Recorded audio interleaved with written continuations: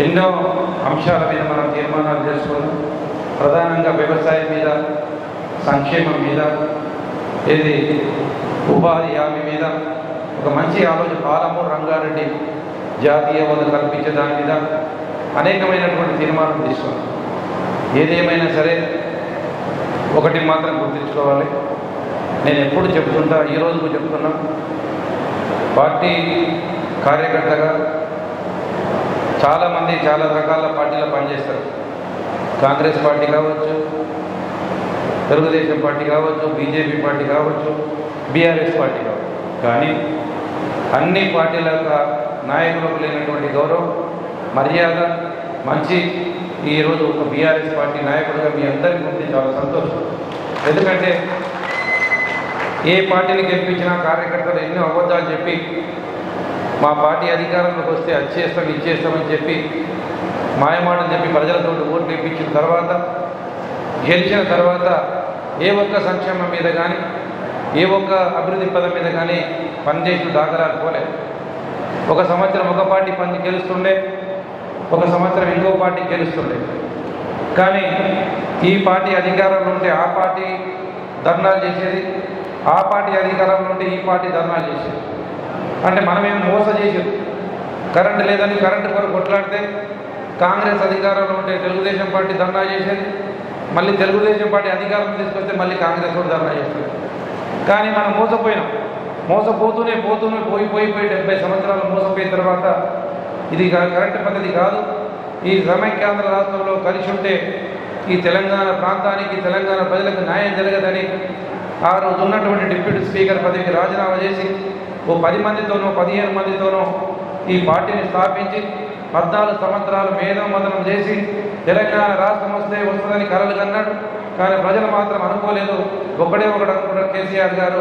ఆ కేసీఆర్ గారు తెలంగాణ రాష్ట్రం వచ్చిన తర్వాత మన ప్రభుత్వం అధికారంలోకి వస్తే ఏం చేయాలి అని ఒక మేధోమథనంతో 14 సంవత్సరాలు రూపకల్పన చేసేవే ఈ సంక్షేమ పథకాలు, అభివృద్ధి పథకాలు. ఇవాళ ఆలోచించేది కాదు. కళ్యాణ లక్ష్మి వెనుక ఒక కథ ఉంది, ప్రతి సంక్షేమం వెనుక ఒక కథ ఉంది, ఆ ప్రతి సంక్షేమం వెనుక ఒక బాధ ఉంది, ప్రతి సంక్షేమం వెనుక ఒక ఆవేదన ఉంది. అట్లాంటి సంక్షేమ పథకాలు ప్రవేశపెట్టి 9.5 సంవత్సరాలుగా అనేకమైనటువంటి సంక్షేమ పథకాలు అందిస్తూ ముందుకెళ్తున్నటువంటి ఏకైక పార్టీ బీఆర్ఎస్. చాలా పార్టీలు ఉన్నాయి, కానీ మనది మనం చెప్పుకుంటే మనకు అర్థం కావట్లేదు. పక్కన ఉన్నటువంటి మహారాష్ట్ర ఏమని కోరుకుంటుంది, ఇక్కడ బీఆర్ఎస్ పార్టీ రావాలి. పక్కన ఉన్నటువంటి కర్ణాటక, ఇక్కడ కేసీఆర్ గారి నాయకత్వం కావాలి. పక్కన ఉన్నటువంటి ఒరిస్సాలో కేసీఆర్ గారి నాయకత్వం కావాలి. పక్కన ఉన్నటువంటి రాష్ట్రంలో కేటీఆర్ గారు లాంటి మంత్రి కావాలని కోరుకుంటున్నాం. కానీ మనం ఇవాళ ఇన్ని సంక్షేమ పథకాలు వస్తున్నాయి. గతంలో ఓట్లు వేసినాం, కానీ ఏ సంక్షేమ పథకం వచ్చింది? ఎన్నో కోతులు పడ్డాం, నీళ్ళ కొరకు అన్నం పడ్డాం, కరెంటు కొరకు పడ్డాం, అనేకమైనటువంటి బాధలు పడ్డాం. కానీ ఏ ఒక్క కోసం తీరలేదు. ఇవాళ ఎన్ని సంక్షేమ పథకాలు, ఎన్నో అభివృద్ధి పథకాలు చేసిందంటే ఇలా బీఆర్ఎస్ పార్టీ.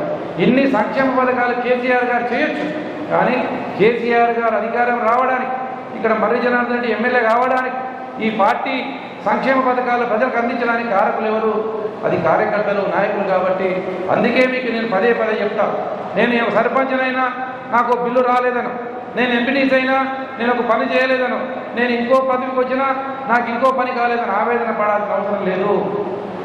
మనకు కలగకున్నా, మనం ఒక పూట ఉపవాసం ఉన్నా, ఈరోజు ఈ గ్రామీణ ప్రాంతంలో 300-400 మంది ముసలులకు ఆసరా పింఛన్ ఇస్తున్నామంటే వాళ్ళు కేసీఆర్ గారు పెద్ద కొడుకు కనపడుతున్నాడు, మీరు ఒక ఆపత్పాదులా కనపడుతుంది. అది చాలా మన జన్మదన్న.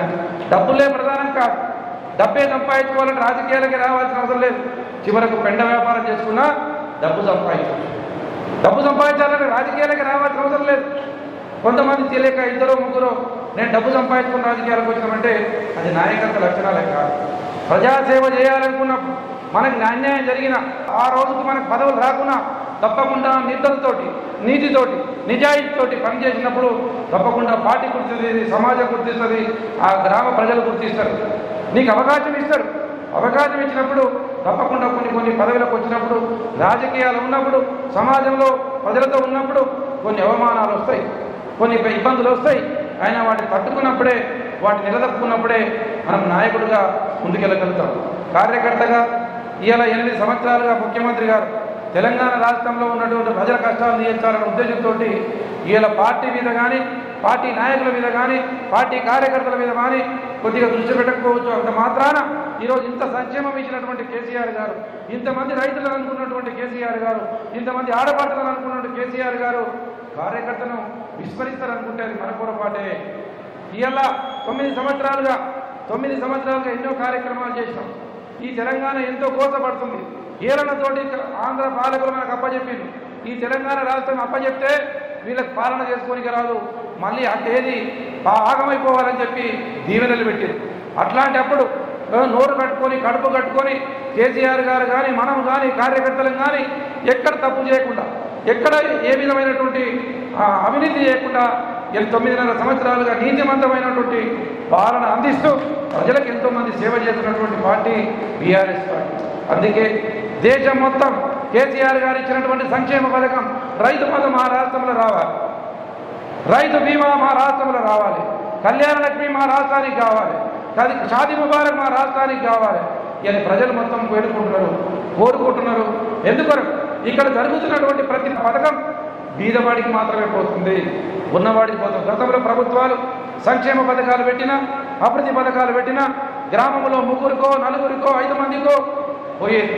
కానీ ఇలా ఏ సంక్షేమ పథకం పెట్టినా, ఏ అభివృద్ధి పథకం పెట్టినా గ్రామానికి ఉపయోగపడుతుంది.